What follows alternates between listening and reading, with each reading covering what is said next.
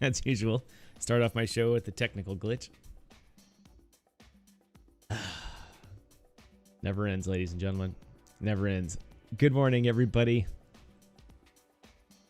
It's May 8th. It's Monday meme morning. That's right. I don't talk about memes much, but today's the day. Anyway, my name is Tom, otherwise known as Striking, here on the DYOR Media Network. Thank you for everybody for tuning in today. Apparently, my internet connection's a little shaky here this morning, but a lot certainly happened in a past month. As we know, the topic of the show this morning is meme coin revenge. Monday meme coin revenge. And a month ago, if you'd said who's investing in meme coins, everybody would been like, nope, nobody. We're not doing it. Not investing in meme coins. And then this guy comes along behind me here, Pepe, and blows everyone up. And then the copycats come, and everyone is going. Anyway, we got to, like I said, yeah. Yes, that is my dog barking. Anyway, we got a good show for you today. Let's get things started with that properly. And get the show going.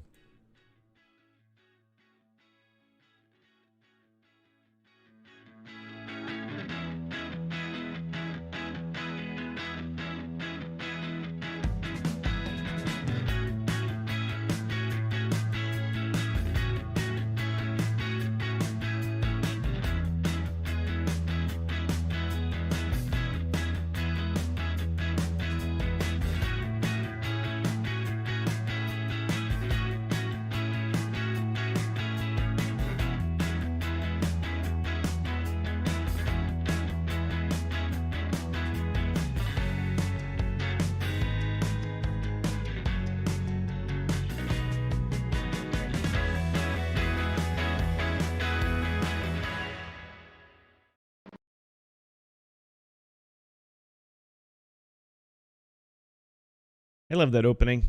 The little ditty, as I say every time, it gets me going. Thank you, Passive Income TV, for the message. Pooh is on. Let's. I'll go find Pooh a little bit when I talk more about memes here. Let me just get my set running right here. Thanks for watching. I appreciate it. There is the Crypto Lifer. Lifer will be on in about 45 minutes or so, and I like to put on his shows on little TVs in the background while I'm warming up here.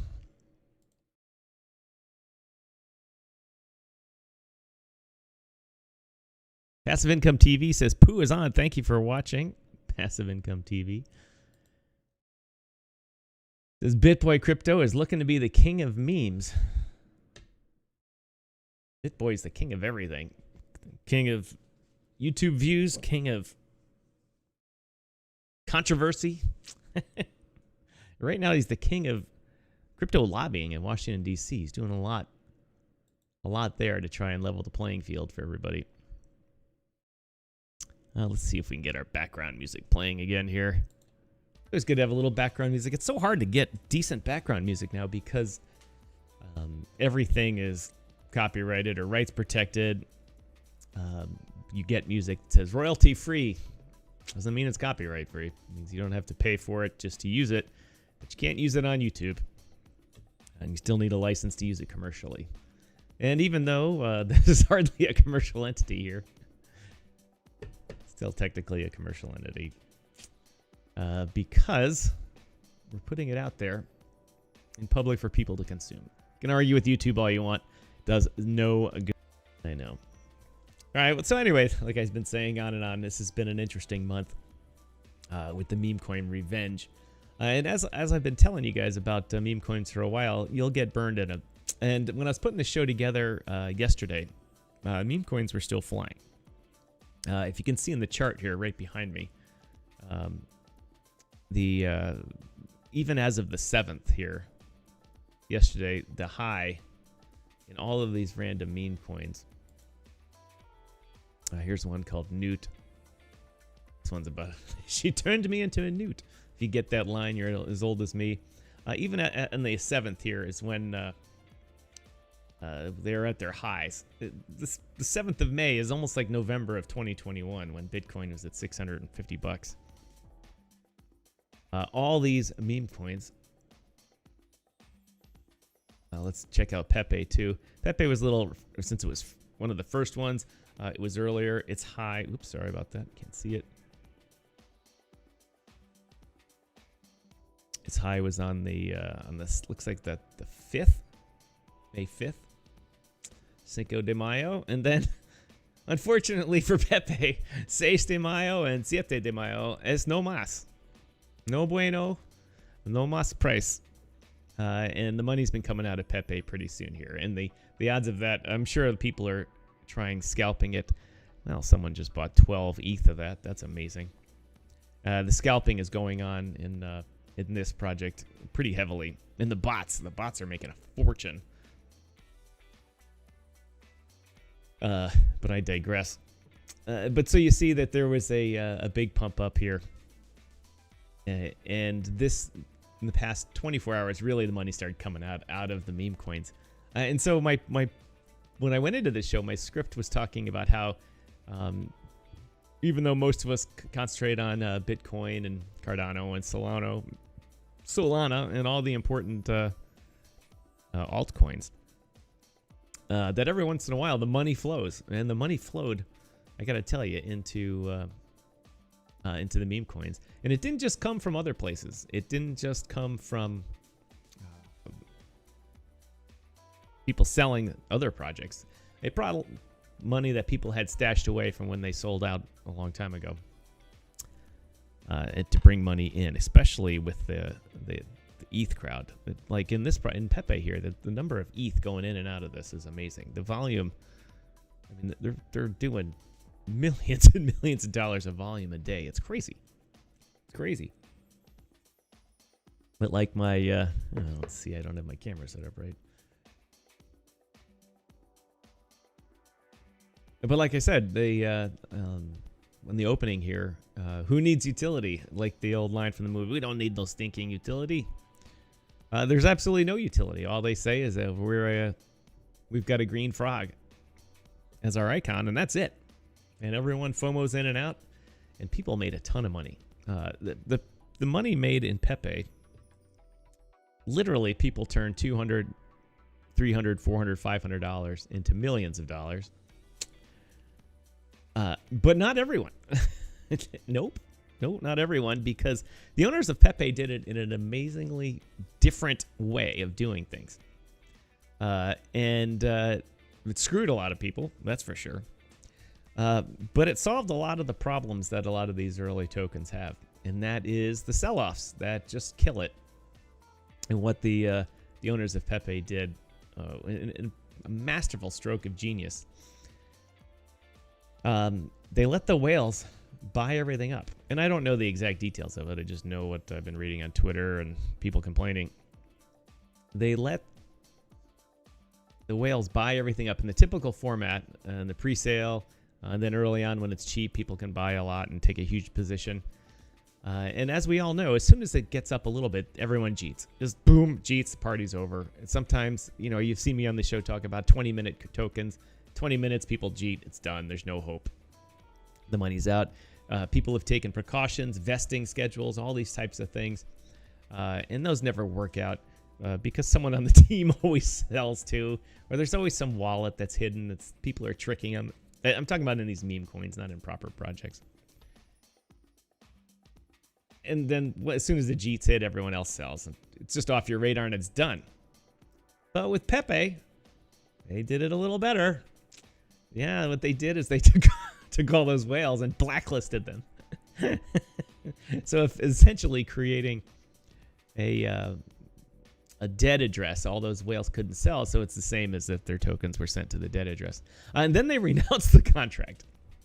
They renounced the contract, so there would be no getting the whales off the blacklist. I gotta tell you, it's a stroke of genius. It really is. It's awful. It's immoral. It's unethical. It could be a crime. But it was a stroke of genius because it allowed the natural progression of the chart to move along without the sell pressure from the initial investors wanting to sell. And thus, as soon as a project gets going a little bit and shows green and shows it was eliminated the ability for large position holders to sell, there's no need for regular holders to sell. So the price started climbing. And once it gets a little traction on CoinMarketCap and people learn the story behind it, FOMO started, and Pepe went on for about a week. And Crypto Lifer was talking about it in his show. I was in Florida. I wasn't paying attention to it much. As like I said, I had other things on my mind, and and a bunch of people got in. And then it started going up, and then it started going up. And the chart actually here, if you look at this Pepe chart, it's very reminiscent of the DYOR chart in late 2021. We did the same thing. And if I were to zoom in here, you'd see all the plenty ups and downs and people selling and people buying and complaining and everything going on here. But it looks like tiny little thing. And then the money came in, and it went like a big bump. Almost exactly. This is like when DYOR hit CoinGecko, and it did this, and then a little sell-off, and then CoinMarketCap came in. Same with Pepe. Did the same thing. It's almost the exact same chart. If I were to overlay the two, it would look the same. They would also look the same as about 1,000 other projects that did exactly the same thing. And so we know where this one's going. It's coming down here, and it will flatline down here just under its sale price, or just under this line here. And DYOR kind of had the same thing, because when we started our projects, we didn't have giant whale wallets given to people. There was no pre-sale. Everyone had to buy their own. And so while people did have a lot, there was a lot of wallets with 1% and all. They had all been in the project for, well, a year. Not a year, about 6 months, 7 months. So there was no immediate need to sell. And so we didn't sell off immediately. Just like Pepe. It started going up. Some people took a little money out and then didn't. And then it rocketed. But now we know the party's over. If I have to come back and eat my words on this one, I don't know. I've been eating them about saying stay away from memes, but a lot of people made a lot of money, and it's getting all the headlines. Speaking of headlines, let's find that headline that I was just looking for. It was on Decrypt. Here we go. I don't know this project. I don't know if it's SUI or SUI. Pepe, lead market losses down double digits overnight. That's right. The bear market for them has come in. And as Decrypt, not Decrypt.com, Decrypt.co is telling us the popular meme coin rally fueling the rise of Pepe appears to have finally begun to slow. Pepe has fallen nearly 11% this morning. Still over the week, the meme coin is still up 215%, but it's up over 10,000% from launch. Pepe still has $1 billion market cap. I think the highest DYOR got was 500 million. That was for about a day. And then we had an insider, as we all know, start selling heavily. And then another insider claimed that his dad sold his holdings for a lot, and it just tanked our price because we had the liquidity issue. Pepe does not have a liquidity issue. Pepe is listed on every exchange now. Every exchange is trading it. Mexi, Binance, KuCoin, Crypto.com. You just name it. Also, one of the big ones, Floki. Floki Inu was listed by Binance in its innovation zone. Binance has created this innovation zone, which means really risky shit. So stay away from it. I haven't been paying attention to SUI and its NFTs, I believe. Oh yeah, now I remember. They're claiming it's the Solana killer. Solana can only kill itself. It tries hard. But they say that they're a native one blockchain, all this kind of stuff. They've got contracts on it. They've got NFTs, all these types of projects. Let's see. I don't know if they've actually launched permanently yet, but we're not going to worry about them now.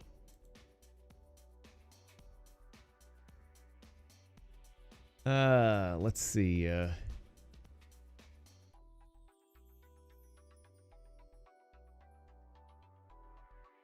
Anyway, like I was saying, the wind has been taken out of the meme coin sales. Unfortunately, though, like with a lot of other projects, and why, it's like, Tom, why do you keep talking about meme coins? The reason is because in the education side of this, we try to keep people from getting wrecked. And all the people that invested, here's Newt. I got Newt up on the screen. All the people that invested in this upshot here, people FOMO in because they see it on CoinMarketCap, they see it on Twitter, they see it on Telegram, and then they hold on and they lose their money. And the same with here with Pepe. Everyone that invested in this tall green candle here was going to be losing their money because it's basically exit liquidity for all the people that invested down here. And remember, in these types of projects with no utility, no outside income being brought into it, every dollar coming in is somebody's exit dollar. It's almost a zero-sum game. The problem is that there's not enough exit dollars for everybody.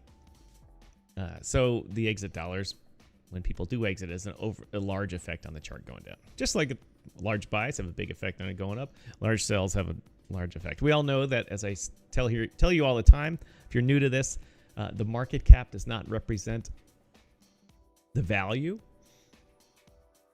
for all the shareholders. It represents the theoretical value if you could take the whole thing and sell it to one person in one transaction. That the theoretical value somebody might pay for that.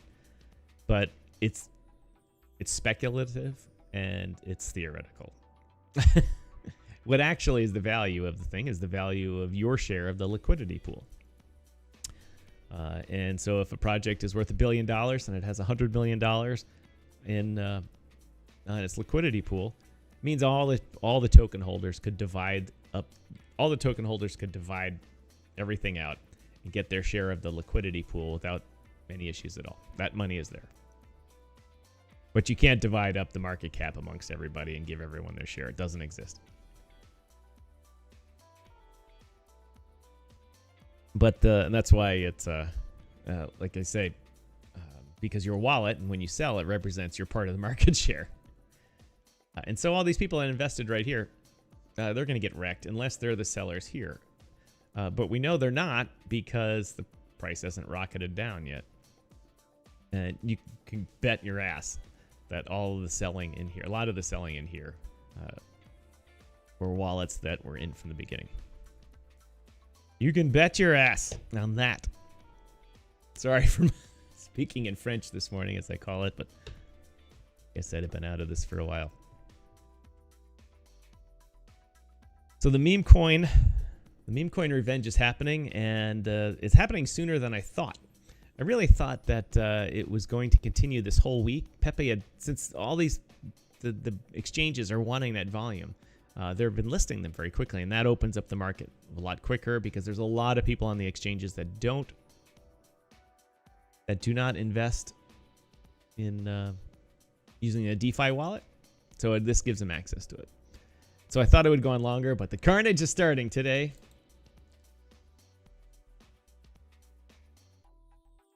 Passive Income says, I'm back. Thanks for watching.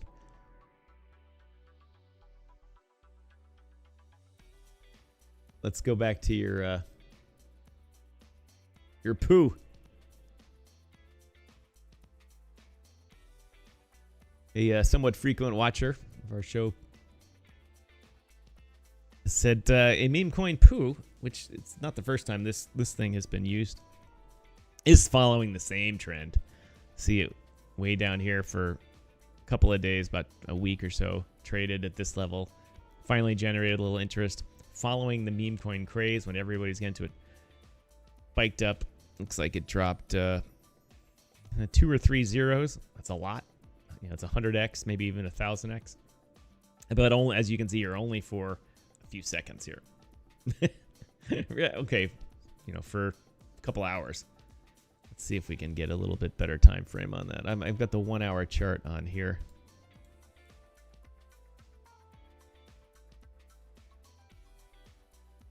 All right, so they're at their highs, only for about 2 or 3 hours. About 5 hours. And then the sell-off started. And then the money started coming out of the project. Like all of them, there is a... people see the dip, and they're like, all right, I'm going to buy the dip. You're right. Passive Income says it's all about BitBoy. He talked about it, and it went up. Everyone on YouTube was talking about memes, and the fortunate ones, the lucky projects, got people talking about them that had a big audience. BitBoy is a really big audience, and as you can see, when that happens, boom, happens. People used to, the best is early on when BitBoy actually did promote things and people used to pay him. And like, I think he said he stopped taking promotional money in kind of late 21 or something like that. But projects would explode, just absolutely explode. They'd say, oh, you know, what's the goal of your project? The goal of our project is to do all this kind of stuff, but we're going to get BitBoy to promote us. And just the thought that someone was going to pay him to do that would make it go up. And then the scammer started saying, and I watched one of these projects happen. It was great. They said, what's your marketing? Oh, we're going to do all this kind of stuff, but we're going to pay BitBoy to talk about it. And then they said, oh, he's going to talk about it on a show at 2:45. It's coming. I don't remember the exact times, but say a show is on for an hour. They said it's going to be at 2:45. So at 2 o'clock, they're like, today's the day, BitBoy, blah, blah, blah. And in the BitBoy comments, yada, yada, if everyone was talking about this project. And then the buildup was coming. All right, BitBoy incoming. Here it comes. It's really going to boom when they talk about it, blah, blah, blah. And with it, and they kept saying at 2:45. At 2:44, it rugged. It's just the line went. People are like, wait, what happened to BitBoy? There was no BitBoy. They were just hyping you up, and they rugged you to get the price up as high as they could right before it. So I love that little, I would say a vignette about BitBoy promoting things. Since then, he's renounced taking money for projects and makes money on product placements on his show, and a lot of from YouTube money. So it's really good that he did that, because getting paid to promote projects will get you in trouble if you don't do it exactly right. And there's almost no influencer that does it exactly right. Even though I represent the DYOR project, you know, we say it. We say, hey, we're actually part of the project. You know, we say we have a financial interest. My sponsor, I mentioned that when I have a paid sponsor. Speaking of, I need to talk about that. But everyone else, they're getting in trouble. In fact, there's a bunch of celebrities that have been sued by the SEC, by the what is the other one? The consumer protection people. And there's not like there's going to be any trials or anything like that. There's going to be some fines being paid, and that will be that. Let's check on the folks at LinkedIn here. No, that's the Twitters. Congratulations to Sam. Today's his wedding anniversary. Oh, you can't see that, can you? Put that on this one here. There we go. There's the Crypto Lifer. Had Sam on my show 2 years ago now, almost. His channel is rocketed because he provides awesome technical analysis, stuff that I do not do. But it's his 18th wedding anniversary. And interestingly enough, in the past week, Sam has had his wedding anniversary, but also his father, Jimmy, died last week. And like I said to Sam, our condolences from myself, from Natasha. Sorry about that. Our condolences goes out to you and your family, Sam. About your dad. I hope your week has gone well. I watched you on your show talking about him. The influence that he had in your life. I'm glad it helped you get where you are today.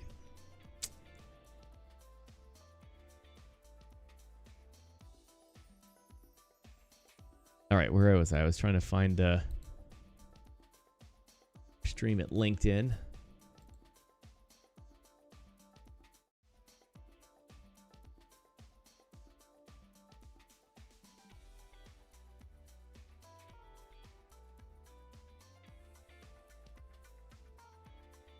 Thank you to those watching on Twitch. Appreciate that. Twitch has been a tough platform for us. Tough platform.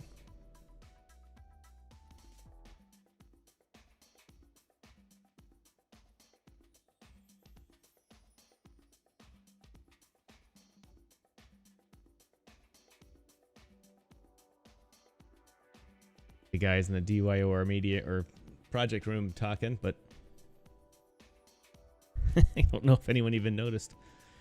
Let's drop them a note.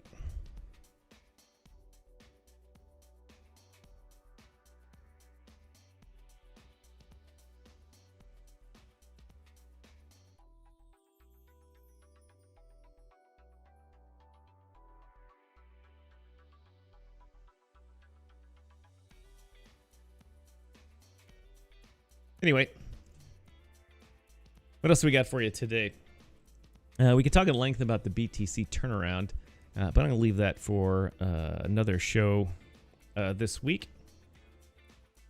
The bank failures will also be another one because that's affecting crypto a lot with the regulation coming out. We're going to talk about regulation probably on Wednesday or Thursday. We've got a lot to talk about, but right now, I think the best thing to talk about is our sponsor, Audit Chain. Talk a little bit more about our sponsor, Audit Chain. Most of you know that crypto exchanges have been taking a beating about transparency, and many groups out there are trying to solve that. But Audit Chain has already done that. Audit Chain's protocols and network of validators can mathematically prove that a company's entire financial state, not just proof of reserves, but a proof of state, and whether or not that company is providing accurate reporting and information to the respective government regulators and to the public. Seriously, you and I can check crypto companies and traditional companies' financial reports for transparency and accuracy using a logic and reasoning engine called Pacioli that records its output where? On the blockchain. Seriously, ladies and gentlemen, blockchain technology is now able to be used to check on traditional companies. Behind me is a list of companies that comprise the S&P 500, S&P 100. In essence, the largest U.S. companies by size. More than one quarter, 29 out of 100, have problems with their reports. Remember, accounting and other corporate systems are garbage in and garbage out. So if there are problems with the data out for these companies, in red here, what does that mean? That's right, ladies and gentlemen. There are problems with the data going in. And this was figured out not by accounting or auditing firms and fleets of consultants. This was compiled and reported on by Audit Chain's Pacioli validating nodes and took only 5 minutes. It's revolutionary and it's a disruptor technology. Audit Chain. I got to tell you, if you don't know about Audit Chain and what they do, then you've not been paying attention to the bank failures, the Fed, the central bank issues that's been going on, and with the poor reporting. Like I said in my bit about Audit Chain, they go back and review the financial statements of companies that have filed and pick out the errors. And the audit chain crew went through 3,000 companies, including the top 100 largest companies in the United States, or top on the S&P 100. And many of the large traditional companies had great financial reports. They came back. If you were a teacher, you would have graded them an A. You would have given them maybe a B+. Everything was good. They didn't have errors. They had small procedural or a missing disclosure about something minor. The great UPS with its operations all over the world and one of the most complicated financial statements you could come out with had no problems at all. But almost every bank on the list was horrible. Every bank, the financial statements were a disaster, including the ones that failed. Signature Bank, Silvergate, SVG, Silicon Valley, Credits. I don't think Jason from Audit Chain ran Credit Suisse. I think they were waiting for something. He ran Deutsche Bank, and while they didn't fail, they were definitely in trouble. I believe the government helped them out, said they were too big to fail, so that they reinstilled confidence in them. I may be wrong on that, but anyway, this product it goes back and checks all of that stuff, but also that's the Pacioli part of it, the validator node. You heard me say it on the bit about it, but it's in two spots. The Luca software sits in your company, ensures that your financial reports are published to the standard business reporting format properly, and that it doesn't allow you to proceed with any errors. And then the Pacioli part of it, which sits on validator nodes all around the internet.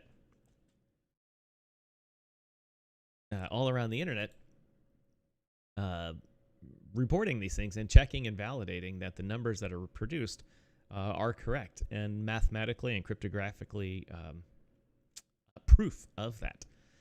And it's amazing. It really is amazing.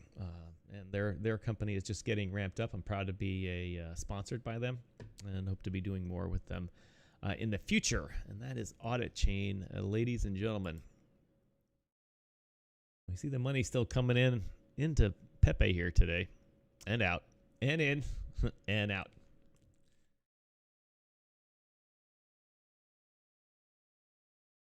Hold on, I'm going to switch my, see if the Crypto Lifer stream is up yet. I like to lead into Crypto Lifer's project. YouTube has started a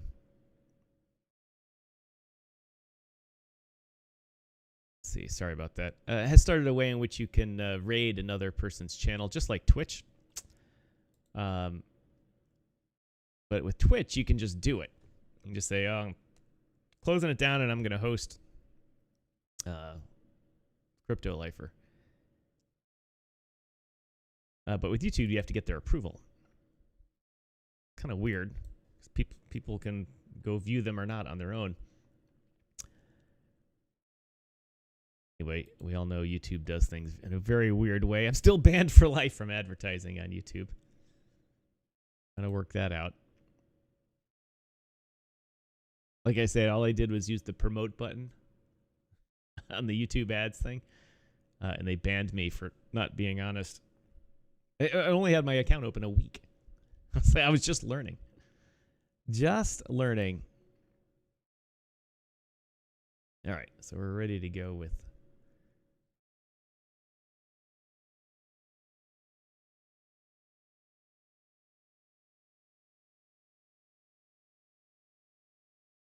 All right, LinkedIn.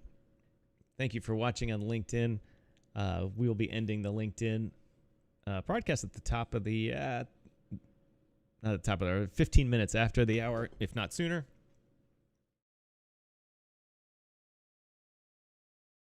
See what else we got here.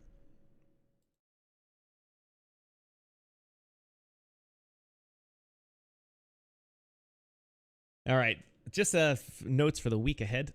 While I haven't been on the air for a while, we do have a lot to talk about.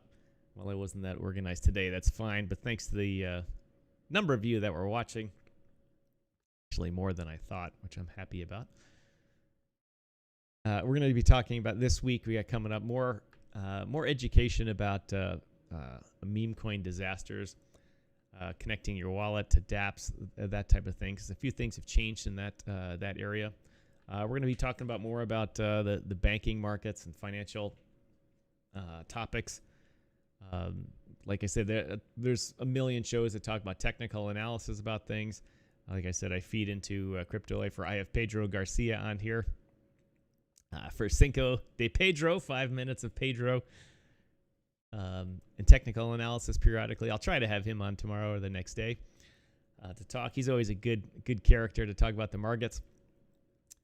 And of course, we'll be talking about Bitcoin and where we're going with that, and the U.S. government's basically war on it, and how other governments are watching the U.S.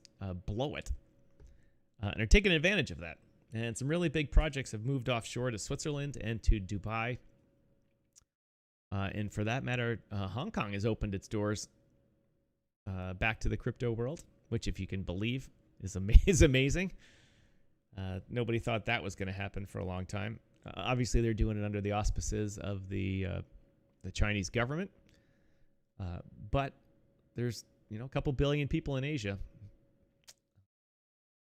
and if they can trade in their hometown and their home languages, they're happy to do that, as we have seen. So that's going to be a big player. What's coming on, and we'll be talking about that this week as well. It looks like the Crypto Lifer show showed up, as they say. I like my new set. I got it. I've been working on it for a while. I still have some glitches on it, but having the feeds from other projects. I've got the CNBC going here. It's small enough, and there's no sound, so it's not violating any of the copyright rules or anything like that. And then, of course, I've got behind me here the different episodes of Audit Chain, the On the Brink podcast. We'll have a new one of those coming out soon. As most of you know, I host that show.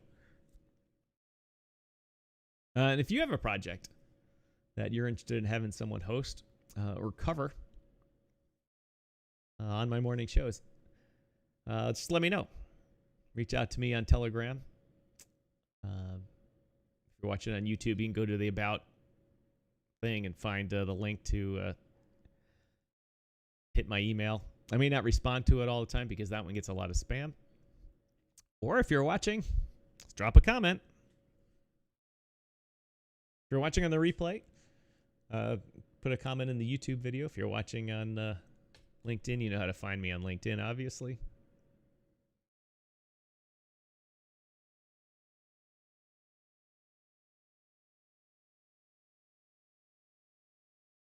Oh, yeah, that's the...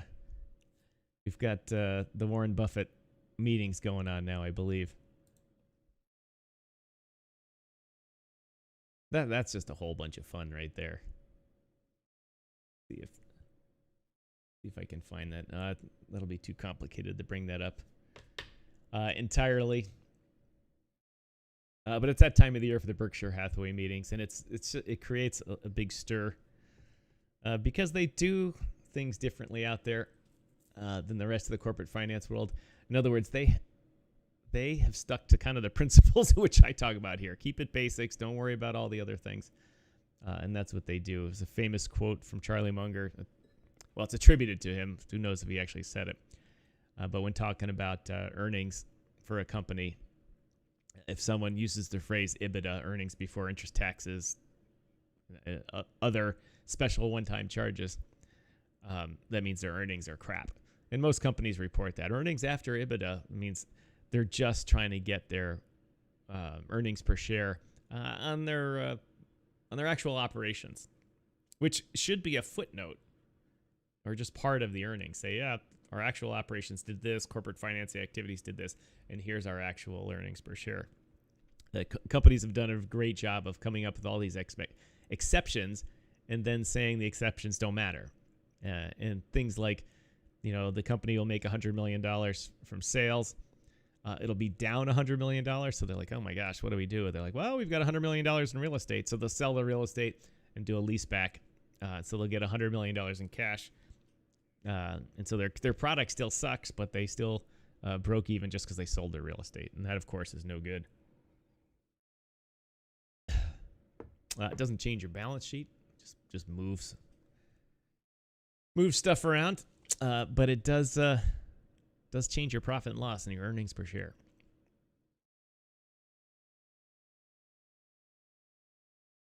Let's go back to the comment section here real quick. See what's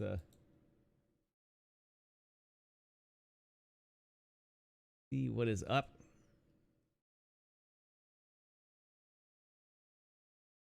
No, I'm not on Kick. I was trying Kick a lot, and I was trying to piggyback on the Joker's his evening shows. I was trying to go live after his shows, and he was very scheduled for a while, doing a show at 9 o'clock and finishing at 10. And then his schedule changed a lot, and so I wasn't able to do that. And he has a large crypto following that gets the notification. So when he goes live, they all jump on to Kick to watch him. Kick does not have its own native crypto audience, so that if I just go live on it, I get almost no viewers because most of the people on Kick are gamers or the weirdo hot tub feet people things that I want to stay away from. And it's similar with Twitch. Twitch is a massive gaming community. It does have a big finance community. If you look, there's a billion people streaming charts all day there. But most of those charts are meant for day traders. And an hour-long entertainment and education show doesn't work out so well on that until someone gets me. I got to get a little viral. Difficult at best. Go back and check the all right, John from DYOR says, some jumped in hoping for a quick moon and then jumped out. Didn't realize we weren't a meme token.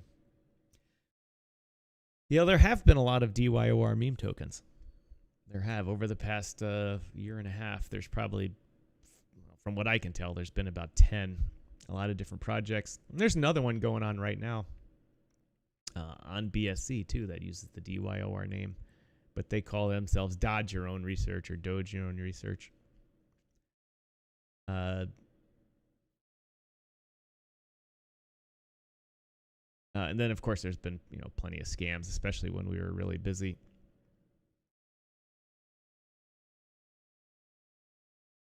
But I'm always amazed about the people that come in and comment on their projects and basically, as they say, FUD, or as CZ says now, for their own project. They don't help. A good example is I've been on the air now almost 45 minutes into the DYOR project's Telegram room in which people can talk. Yet not one of those people that has complained have come on and listened. Not one.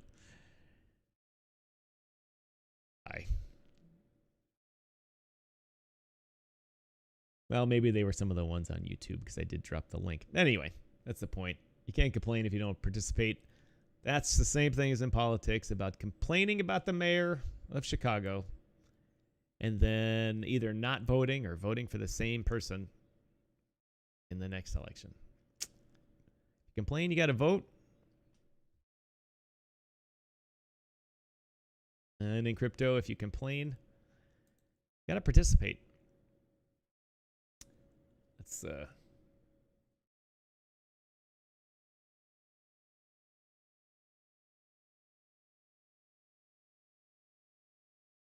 let's check out what's going on with the market here. Crypto Lifer is going to come on in a minute here. Pepe is Pepe's still on a downward trend. It's formed a nice. I'll do my crypto lifer. It's forming a little wedge here.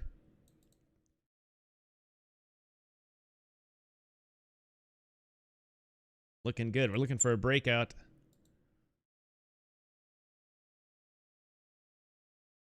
I have a. I can't do this.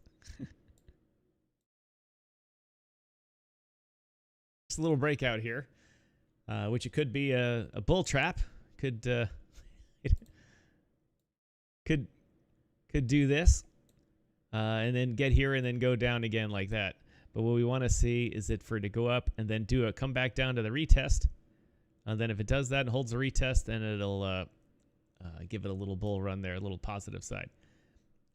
I'm only saying that because I watched Sam do that yesterday and I learned it. That's it. Watch, now I'll get 1,000 viewers. Oh my God, he does technical analysis. Nope.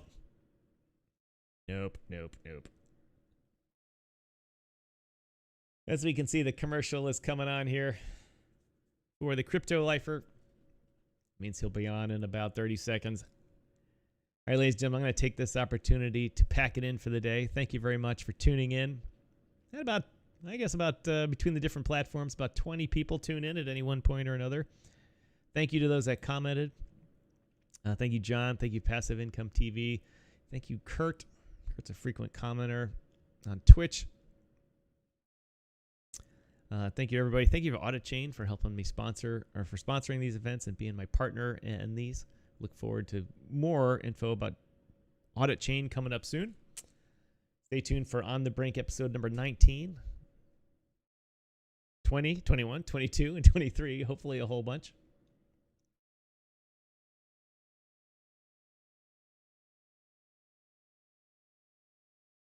And we will...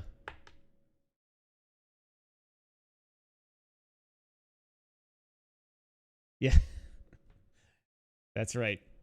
That's right. It's not just Meme Monday, it's Meme Week. We'll see how these things work out all week. They're probably going to blow up. Hopefully they do, so we can get back to talking about the things that matter.